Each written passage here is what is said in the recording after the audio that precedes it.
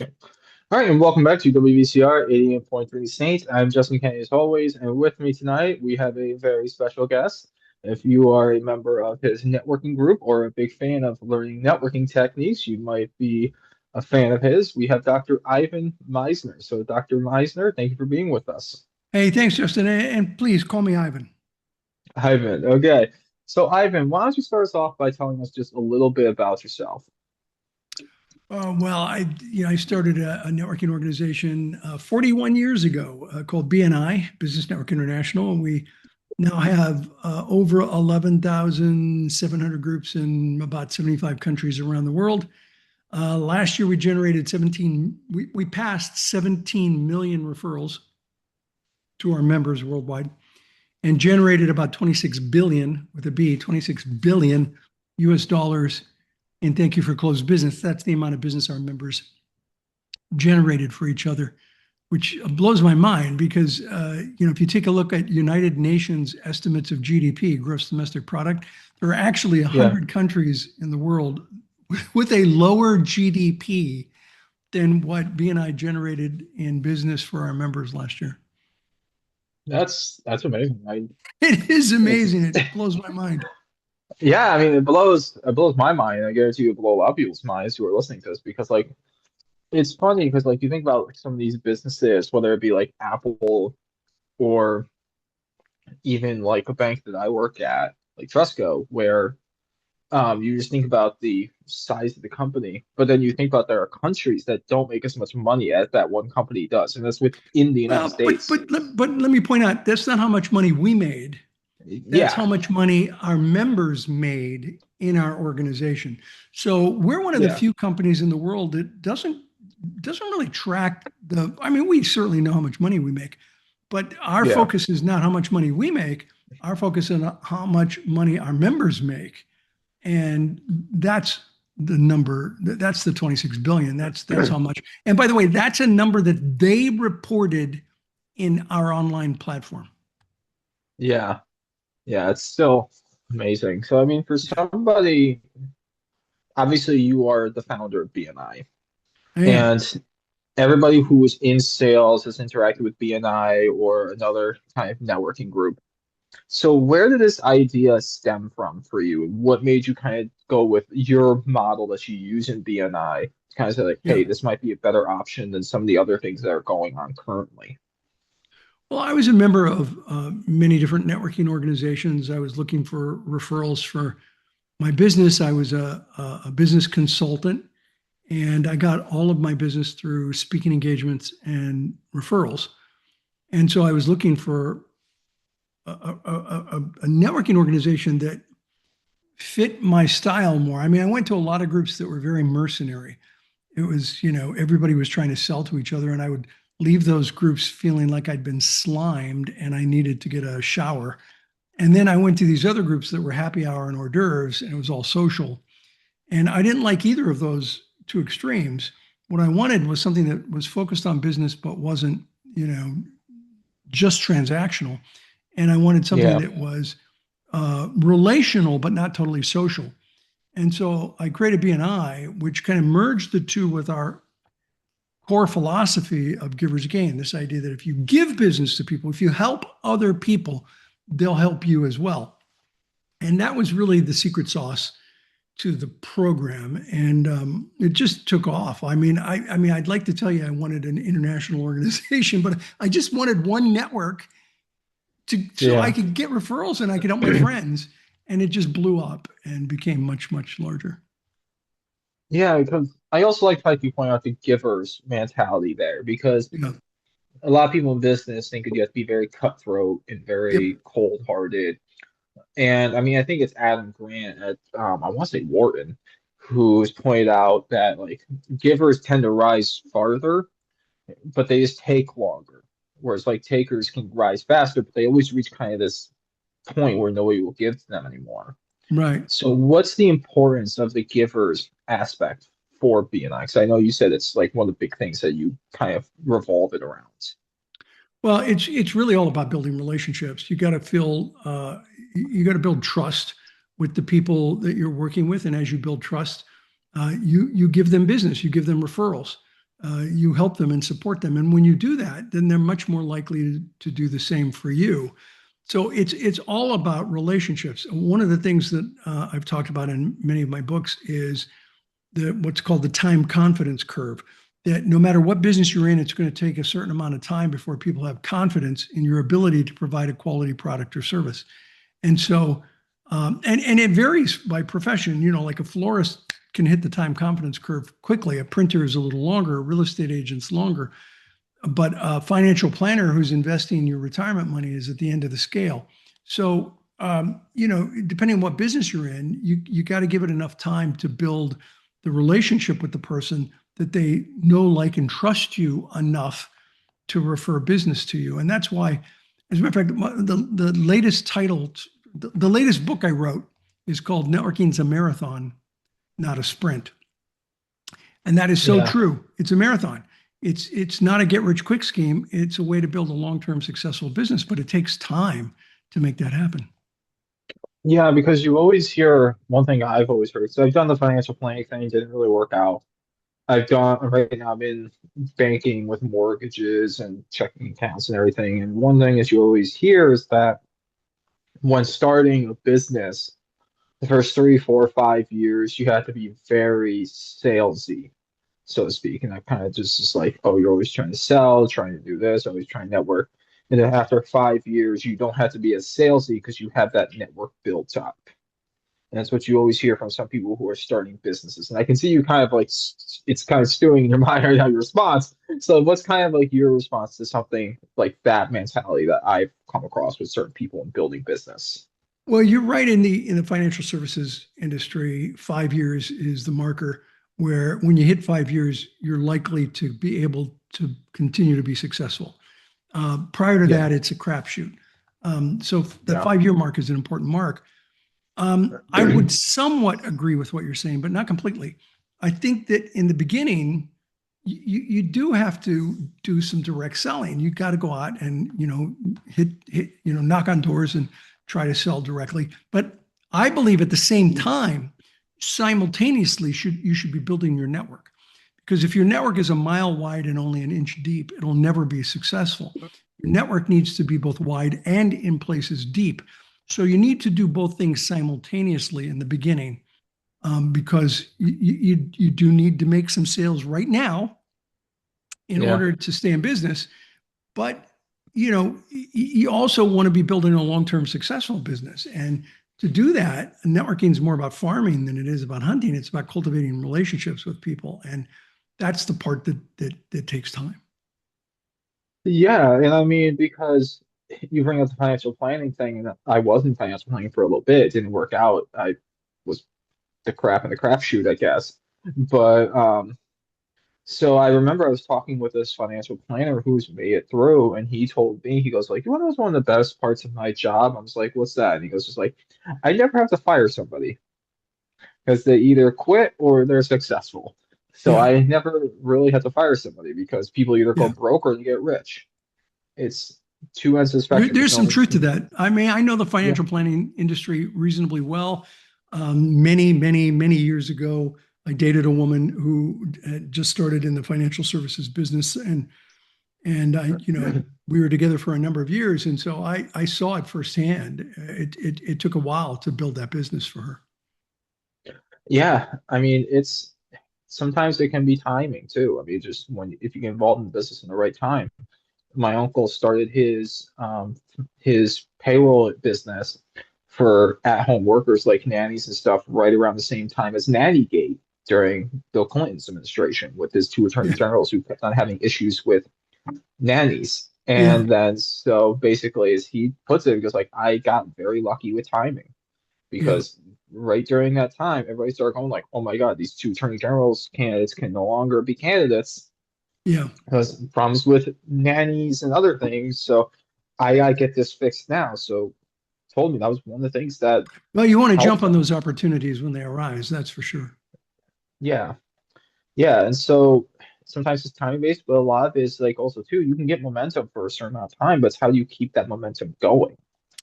Yeah, it is. It absolutely is. I mean, when you look at BNI, we have 41 years of consecutive growth.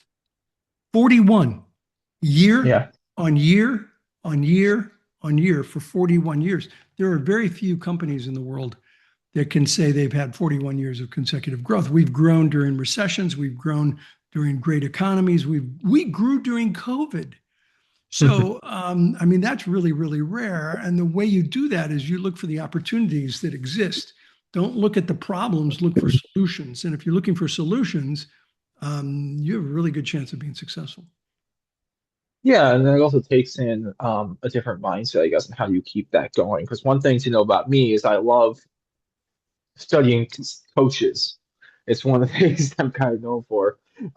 And one of them is that like you talk about coaches like Phil Jackson or other ones is that they're talking about always, yes, you succeed with the championship, but then where is it that you go from here? Because one of the things that always occurs is that they win a championship in sports, and then all of a sudden everybody comes to feast, and there's not much money to go around. There's not as much this or that. The egos start coming out.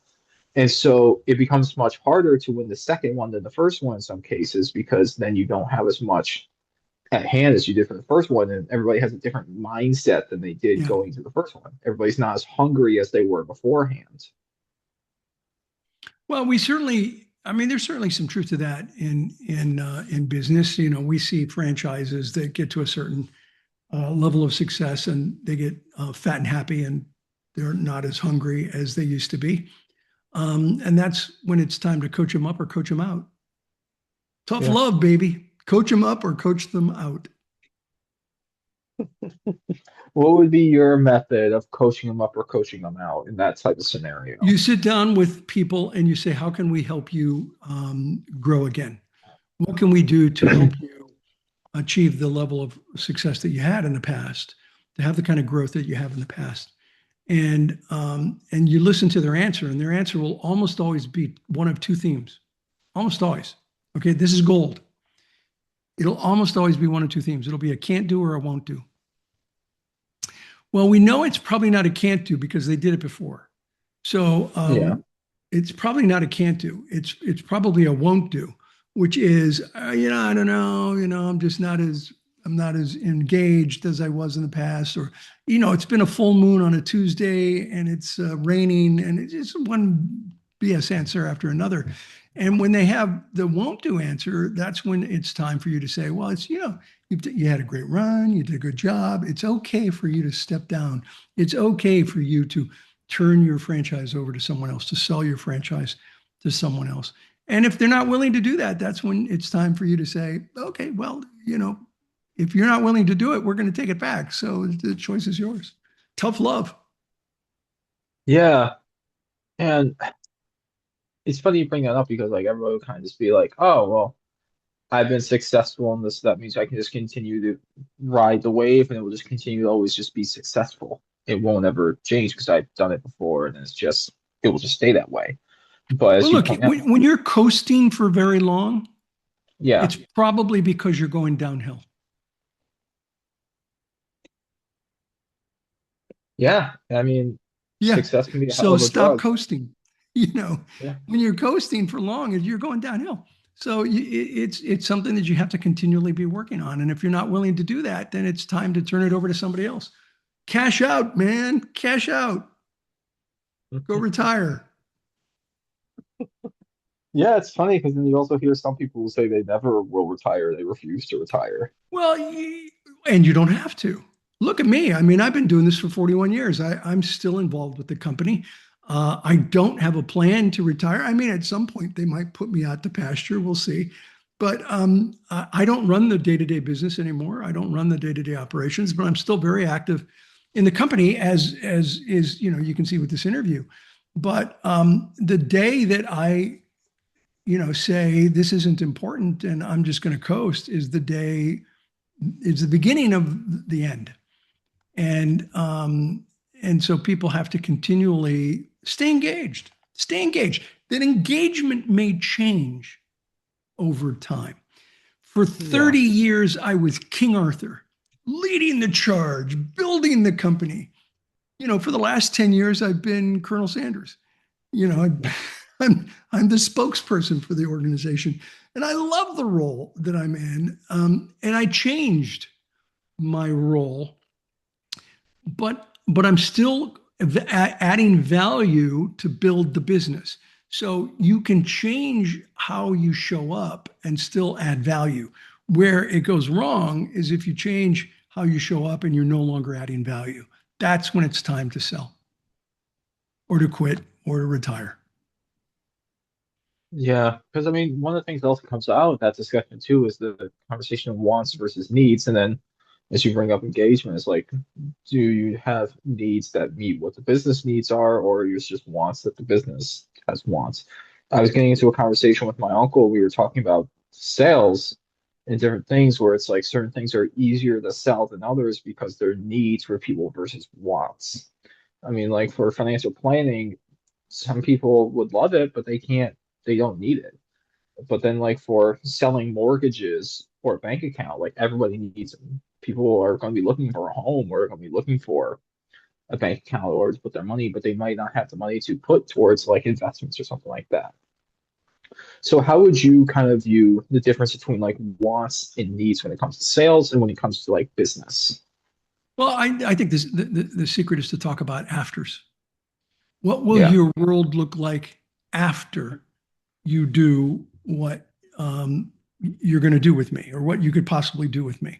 What's it look like now? What's it going to look like after? And it's the afters that really count. Yeah. And so for various financial services, let's say life insurance, um, the afters become extremely important after you die, which is like, Yeah. okay, maybe you should start thinking about, where's your family going to be after you pass on. And so you got to talk about the afters. And when you talk about the afters, that's how you motivate people to do what it is they're going to do. It might be investments. What's your life going to look like after you retire? Are you going to be living basically off of Social Security, or are you going to have additional income coming in? What's your life going to look like after? So, and you Yeah. can apply this to any business that you're in. It's all about the afters, not the present. Yeah, that's a great way of putting it because like I've talked about with people before wants and needs, but never really thought about like, okay, why is a need and why is a want? And needs and wants come up in everything, whether it be work, what your customers are looking for, even when you go into things like relationships Yeah, and but basically but the how thing you're is that with interpersonally. needs, sometimes you don't Yeah, realize you need it. yeah, Like life insurance is an example. You don't realize you need it. I don't need it right now. yeah. I bought my first life insurance policy in my 20s. I bought mine I when I was didn't need it. 18. I didn't need it, but I knew that someday I would need it. Ironically, I don't need it. Ironically, I ended up not needing them, but I still have it. And so, Yeah, you have to figure out what are you going to need not today, but what are you going to need 30 or 40 years from now? That's one factor. And so that becomes a different need. What do I need today versus what do I need 40 years from now? What do I want today versus what do I want 40 years from now? So your wants are they're important too, but you have to take into consideration what you need down the road as well as what you need now. That makes yeah, sense? and it's oh, big time. Yeah, and I mean, just like you, I bought my first life insurance policy very young. I bought my first one when I was 18 years old. So it's You beat me. I think I was 23. yeah, I was I've always been a financial nerd in some ways. Um, case in point, why two of the routine guests on the show are Ted Benetti, inventor of the 401k, and Dr. Friedman, inventor of stakeholder economics. So shout out you guys out there if you're listening. But yeah, because like I remember too, so it's one of those things that maybe people don't think about until it's like they're too late. It's too late. They're older. It becomes like with life insurance, it becomes more expensive because they've had more likelihood of hospital visits, injuries, illness, and Right, most people wait until like after they had their first child or they've been married or something like that. And I remember right. I used to work for insurance, and one of the other agents said to me, he goes, Justin, nobody's ever going to buy life insurance unless they love somebody. life insurance is a much harder sale. Yeah, You yeah, can make you're more absolutely money right on about it. that. Yeah, it's a much harder sale, but it's not legally required like car insurance, or it's not required by most people like renters insurance is required or Yeah, homeowners you have to be insurance is concerned required. about somebody and their future. Yeah. And obviously there's another statement we were talking about like timelines of 40 years or so. But one of my professors and I were talking about one time with a about like personal finances of like being in your 20s because I'm only 27 years old. And when you talk about You're thinking just a long kid, term, man. it's I started BNI at 28. yeah, I did. yeah, I well, started at 28 years old. yeah. And then so from there we were talking about how long-term planning. But then one thing that he said was kind of interesting to me was you can't make the long term work if you can't make the short term work. If you're in a bind that's very difficult, what for let's say for like a business, something like that, where you're in the very early stages or you're struggling with like your profits or what have you, and you can't really plan so much long term because you're focusing so much on the short term because you are focusing on trying to make the day-to-day work versus the year to 10 year to 40-year work. How do you kind of see as like good fix and kind of either that mindset or that situation? Now, granted, it's a situation by situation thing, but what would you kind of say to something like that? I somewhat agree with him, but not completely. I mean, when I was Yeah, young, I did not have a lot of money to put aside. But, when I was in my 20s, I made savings one of my bills. And every month I would put aside like $50. I mean, really a yeah, stupid low amount of money, right? I'll yeah, spend twice that on dinner now, but just a really low amount of money I'd put aside every month, $50. It became a bill. And as I earned more money, it became $100 and then $200 and then $500 a month. And then, so every month, and so what you're doing is you're building that muscle yeah, of, of concept so that even though you don't have much money now, even if it's $10, you're doing it every month. yeah, And you may have a lot of other expenses. Well, what's $10? I mean, $10, just put it aside. And so then as you become more successful and you're able to put more aside, you're much more likely to do it. And so it literally was a bill for me where I would set it aside, I would pay it, I would deposit it. And that kind of consistency is how you train yourself to have the skill set necessary to be successful. yeah. I mean, I've done the same thing with savings, but mine's weekly. Yeah, Um, weekly, monthly, but it's fine. yeah, it's basically building the mindset and the muscle, as you put it. Yeah. It's it's I mean, at fascinating. some Another thing. point, when there was automatic deposit into checking accounts, mine was biweekly, where I would put in a certain amount and it would just go into a savings account biweekly because of auto deposit. But I'm old, so in the early days, I had to actually write a check, which I did. I wrote a check and deposited it into a bank, and not by phone like you can now. I actually had to go to the bank and deposit the check. Yeah, mine gets pulled out automatically weekly into a savings account that's Yeah, made for that. that's So it's smart. it's nice. It's nice. But yeah. And so obviously, I mean, you're a networking guy. And I know for BNI you're required to have just like with all your team members, it's kind of encouraged, or it's one thing that's kind of required, is to have one-on-ones with each members of your Yeah. team. Whereas each members of your group, you have like a mortgage originator, a insurance agent, financial planner. You'll have one of each. So to you, what's the importance of like these one-on-ones that take place outside the meeting? Yeah, the one-to-ones are really important. And we have hard data to show how important they are. There was a university study done in Europe on a BNI region that took a look at members who did one 1-to-1 a month compared to members who did 4 1-to-ones a month. And the Yeah. people who did 4 1-to-ones a month gave almost exactly 100% more referrals than the people who did 1-to-one a month. But here's the beautiful thing: they received almost exactly 100% more referrals. So what I say Hmm. to my BNI members is, hey, who here would like to double the amount of referrals that you get every month? It's like, well, yeah, I'd like that. Great. Do 1-to-one a week. And over time, you're going to double the amount of referrals you both give and get. And in an organization where givers gain is the core philosophy, you're giving more referrals, but you more importantly, or as Yeah. importantly, you're getting more referrals. So one-to-ones become very important. And the reason they're important is that you're getting to know the person and trust the person. And most importantly, know how to, well, most importantly is trust, but very Yeah. importantly is to know how to refer to them, what to listen for to know how to refer the individual. And that's why one-to-ones are critical.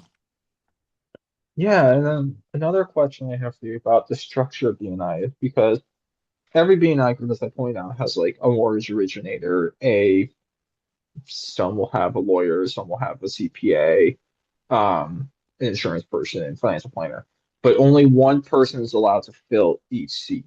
So Per I'm gonna, classification, but you know, yeah. some chapters have 10 lawyers. Oh, Seriously. Yeah, because yeah, they all have specialties. One might be family law, one corporate law, one wills and trusts. Well, I mean, there's a chapter in Florida that has over ten lawyers in the group, and they all have specialties. So it's one per specialty. Almost all chapters will have a residential real estate agent and a commercial real estate agent. There'll be a life, yeah, health, disability agent and a property casualty agent.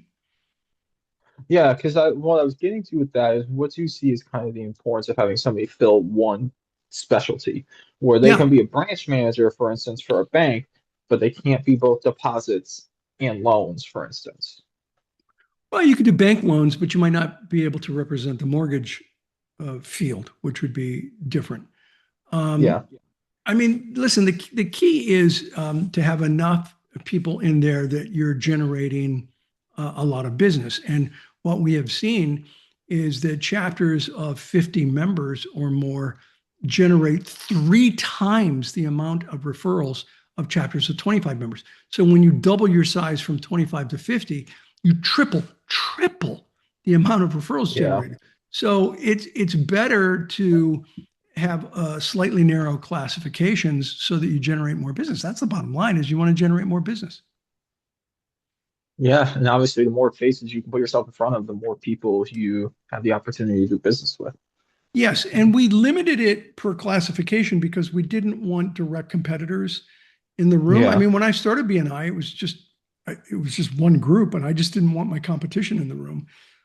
So we did one person per professional classification, and that worked out really well. I had no idea how well it would work, but it did. yeah. I mean, obviously, it's worked out well. Yeah, Um, it's been pretty good. yeah, and so obviously, like there is, as you point out, you want it to be there were two before you started the transactional, then there's the social, and there are other groups that like a lot of people like to point out, like the Rotary or something like that, are big community social groups or stuff like that. Um, and there's other ones that are like heritage based and other ones, but how do you kind of separate yourself also from the communicative groups, the kind of the social groups like Rotary and them with BNI? Well, listen, Rotary is a great organization. I was a member for 16 years, so I Yeah, love Rotary. But Rotary is a service club. It's there to serve the community, yeah, and when it stays focused on its primary mission, it's great. And I have recommended Rotary clubs, Rotary Lions, Kiwanis. I've recommended them in multiple books I've written. I think they provide a great community service, and I highly recommend that people belong to those clubs. But they're different than BNI. It's like yeah, a good fun. Okay, so if you're in the financial services business, can you yeah, imagine a financial services person who says, "Put all your money in this. Don't put your money anywhere else. Just put it in this." Well, that's stupid. That's yeah, crazy. And so I tell people, mix up your networks. Be in a group like BNI, which is a strong contact network, one person per profession. Be in a a casual contact network like a chamber of commerce. Chambers are great. I recommend chambers. Be in a service club like Rotary, Lions, Kiwanis. Be in a professional association like the real estate association. Be in two or three of those kinds of groups, and then you're getting out there, you're mixing, you're mingling, you're having, you're investing your time in different kinds of groups, and that's the best way to build a powerful personal network. Yeah, and I mean because like there are other ways that you can also build. I mean, it's not just BNI is great, and there's other groups that like BNI. But also other developments can come out of groups like Rotary. My grandmother, Yeah. for I instance, mean, who has like I since said, I was a passed member away. for 16 years, so I Yeah, love Rotary. my grandmother founded two nonprofits out of the Rotary. A Yeah. Veterans Memorial, which I'm on the board of advisors for, and then the school, which my mom now currently runs. Both came out of Rotary pretty much. Yeah. Good organization. I love it. Yeah, yeah, that was two of the three nonprofits she founded. Both came out of Rotary.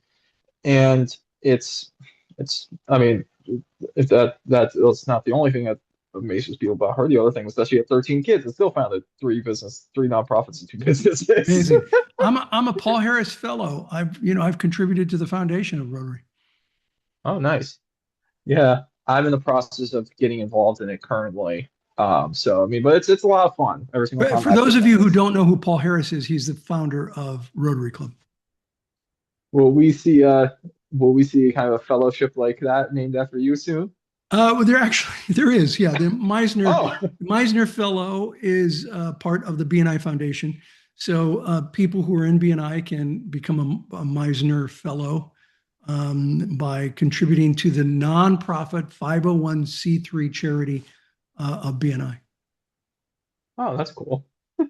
So what exactly? Because I mean, a lot of people might be a little now intrigued that there's a nonprofit attached to BNI. What does the nonprofit do? The focus for the BNI Foundation is children and education. So Yeah. the overwhelming majority of projects that the BNI Foundation focuses on are either children related or educationally related. And we do things all around the world, oftentimes things relating to books. Sometimes we have a program called Business Voices where members can go in and provide services like I remember one children's center needed to have their library painted, and so BNI members just came in and they repainted the whole library for them. So there's activities that you can do in the BNI Foundation, but there's also contributions that you can make to serve charitable causes for children and education. And And we is have a this website. It's now? bnifoundation.org or bnifoundation.com. Yeah, and is this just locally or nationally, or is there It's something that people can worldwide. go for local? Oh, worldwide. Okay. Yeah. Yeah. Just trying to. I kind of came to that assumption, but I just wanted to make sure people in the audience knew that if they had anything that they would be either interested in donating or trying to get a project. But oh yeah, that's fascinating. I mean, know that you guys also had the foundation. I was more aware of obviously of your books and Well, I obviously the think, BNI the group. I've always had this feeling that that I have that I can't tell other people what they should do, but well, I can, but I don't generally tell other people what they should do personally. But I feel like I Yeah. have an obligation to put back into the communities from which I draw. And so I started the BNI Foundation in 1998. Same year I was born. Oh, there we go. All right. And not to make you feel old. Yeah, it's all right. I'm happy. I'm okay. I'm 69. I'm going to turn 70 this year. Every year's a gift. Yeah. Yeah. Yeah. That's I know some people don't like when I say like, oh, that's the year I was born. They kind of get upset. But I know in the Yeah, it future I'm doesn't gonna be matter. that. It's better than the Yeah. alternative. Yeah, true. True. Yeah. So with that, I mean, obviously we've touched on a lot here, but then there's a lot with BNI too. So obviously you are somebody who is opinionated on BNI because you founded it and go over all these reports and studies for it. What's one thing that you, in all your talks with BNI members, that obviously there's a lot that goes into it, whether it be the Power of One, I believe it's called. your one-on-ones, your like 30-second commercial they have in each meeting. What's one thing that you think people don't focus on enough with BNI, and why do you think they should focus more on it? Well, I think when people join BNI, they're looking for the quick fix and they don't recognize that it just takes time, that you really have to build relationships. And that also that it's really important to, we don't teach this in colleges and universities anywhere in the world. We don't teach Yeah, networking, referral marketing, social capital, emotional intelligence. And so it's very important when somebody joins BNI that they do the member success program training, which is several hours, but it takes them through yeah, step by step the things that they need to do, including how to do a good weekly presentation. And most people screw up their weekly presentation. They try to say everything they do in whatever time, depending on the size of the chapter, 30 seconds a minute. They try to say yeah, everything they do in that period of time, which is a bad idea. Instead, what you want to do is be laser specific. You want to talk about one little aspect of what you do, and then every week talk about a different aspect so that over the course of a year you've given a lot of information to people on how to refer you. And I think that's one of the challenges. I think another challenge in any business organization is the curse of complexity. yeah, Entrepreneurs continually screw things up by adding stuff to programs. You find a program that works, and entrepreneurs, they just want to add stuff to it. And they make it so complicated, it becomes a television remote control, and you need three or four of them in your house to make your TV work. And so, one of the things that we really try to strive on in BNI is just stop with feature creep, stop adding stuff, just focus on the program. It's been around 41 years, it works pretty well. Don't add yeah. stuff to the program. Yeah, it's funny because I got two things to say in response to that. I was talking with one guy because I've been kind of going back and forth with BNI right now, doing chapter enough for a few reasons. But I was talking with one guy and he goes, just like turn your 30 seconds into like one basic aspect each time. He goes, like, think about something that you're that type of person you'd be looking for, or something like that. And I was talking with a real estate agent one time, and him and I were talking. He goes, like, you're selling mortgages, look for people in transition, people who are getting married, downsizing, going through divorce, something else like that. Look for people in transition. Yeah, And then, that's actually good for, advice. That is what we teach. yeah. And then the other aspect to the second part is that how we always, entrepreneurs or people who are inventing things or people in the industry, always just try to make things harder than they actually are to make themselves seem Yes, smarter or that's what we somebody try else not or to something teach. else. Yes. Yeah, and it's the same thing I've always said about jargon, where you'll go in any industry, every industry has jargon. Now, some of it Yes. might be there for a reason, whether it be the military, or there's some where it's just there to make them seem smarter, like medical or legal or what have you. The only story I actually enjoy, the only reason I know that jargon actually developed for one industry was wrestling. And this was actually back during the Telegram days. They were trying to keep the results secret. So they did like such and such over, which means win, such and such under, which means loss. Yeah. Babyface is hero, heel is villain. So it was just to kind of keep the results secret during the Telegram days. And then the whole entire language developed off of that. I don't know I, where I think I legalese think developed. sometimes jargon. I think sometimes jargon though comes into play to give insiders a shortcut. Yeah, For example, I said to you, MSP training, member success program training. I think I spelled it out. yeah, Within BNI, we just call it MSP training because it's easier yeah, than saying member success program training. So you just say MSP yeah, training. So it becomes an internal dialogue. The problem with the internal dialogue is that when you're having a conversation with somebody outside, they don't know what you're talking about. And so yeah, you don't want to use jargon or you want to define jargon when you're talking to somebody like here in this interview where that member success program training is critical, yeah. but inside BNI, we talk about it as MSP. Yeah, it's like when I used to do ROTC, there were things like you had to know what 9 line was, which is calling a helicopter to bring in like Right. a soldier who's injured, or the It's a stopwatch. quicker way to get right to the point. Yeah. but it Yeah. confuses people outside the organization. So you have to be cognizant of both things. Yeah, because I would be in some times where I'd be talking with people about certain things, and I would just keep saying it like I was just Yeah. with them, and then I got accused of basically talking in code, and I was just like, "Oh wait, I didn't even realize I was doing that." Yeah. Oftentimes we don't realize we're doing it and people, they don't like it. But, buck up, buttercup. If you don't understand, I'm not saying that to you. I'm saying to people who don't understand. Just ask, what's that mean? What does MSP mean? Oh, I'm sorry, that means Member Success Program. So it's like sometimes people sometimes people complain as though it's an Olympic event. It's not. I've checked. There is no event for that. And so, if you don't understand something, just ask.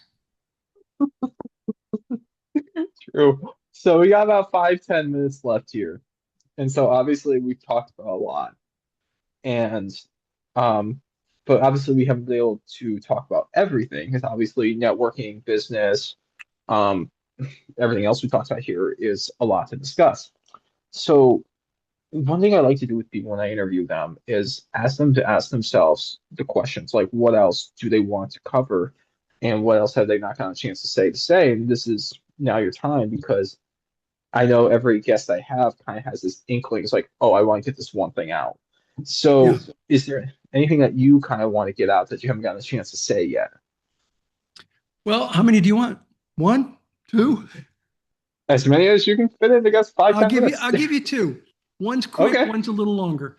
The quick one is this, and this applies to all entrepreneurs. You want to be successful in business, do six things 1,000 times, not 1,000 things 6 times. And Yeah. what most business people do is 1,000 things 6 times, and they can't figure out why they're not scaling their business, why they're not growing. So it's about doing a handful of things, and it doesn't have to be six, it could be five, it could be seven, but you do them over and over and over and over again. That's the way you achieve success in business. That's the Yeah. first thing. The second one is a little bit networking related, and that is I wrote a book called Who's in Your Room, and it's about the people that you surround yourself with.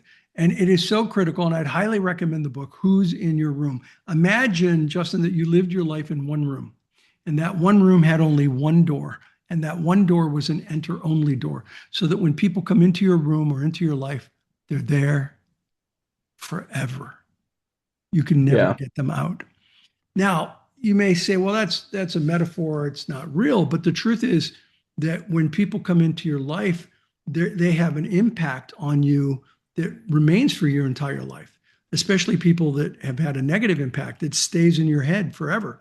And so it's what's really key is about being very cognizant about who you let into your life, who you let into your room, and how you manage those people when they are in your room, and how do you create a life of harmony in your room, because your room starts here and ends here. It's your mind.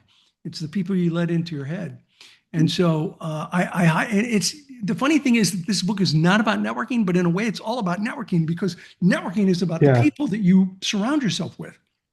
And so even though it doesn't talk about networking directly, it talks about the people in your life. And so I highly recommend that book, Who's in Your Room. Yeah. I gotta ask you this question because I'm a guy who does like to hand out books to people. Obviously with these last few minutes, I've been known to follow a few people and kind of like hand books out to certain people. I mean, Phil Jackson, when he's coach of the Bulls and Lakers, used to do with all his players to build connections to try to find common ground. So there were certain books that he gave out. I like to give out his book, 11 Rings. That's one book I like to recommend to people. Are there any other books besides those that you've written that you like to recommend to people? Well, a good friend of mine, Jack Canfield, wrote Success Principles. I think that's a really, really good book that gives many, many principles of being how to be successful in life and in business. I've known Jack for 20 years, and it's a tremendous book. I highly recommend it. All right. Yeah, and so we're about out of time now, but that's a great way to end, and I'll have to look into both his book and your book. Yeah, check out Um, Who's in Your Room. will do. And so this has been WVCR 88.3 Saint. I'm Justin Kenny as always. And with me tonight, we've had the pleasure of having Dr. Ivan Misner with us. So, Ivan, thank you for joining us. Truly my pleasure. Anyone interested in BNI, go to bni.com. If you want any of my material, I've got a blog that I've been doing for almost 20 years. ivanmisner.com. It's all free content up there. Yeah. And everybody out there in radio land, have a good one.